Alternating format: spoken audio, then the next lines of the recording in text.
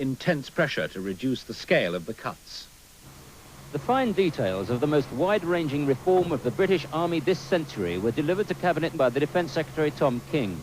His message to Cabinet colleagues and later to Commons is that the end of the Cold War makes cuts inevitable. This is a fundamental change. This is the end of the Cold War, the end of more than 40 years in which we've kept these very substantial force numbers in Europe to make sure Europe was safe against the risk of attack by the Warsaw Pact.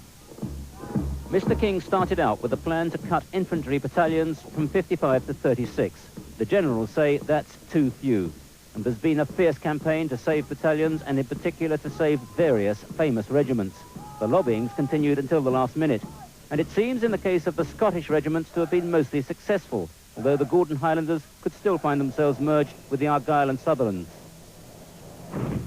The opposition parties concentrate their fire not so much on the regiments lost as on the minister's strategy.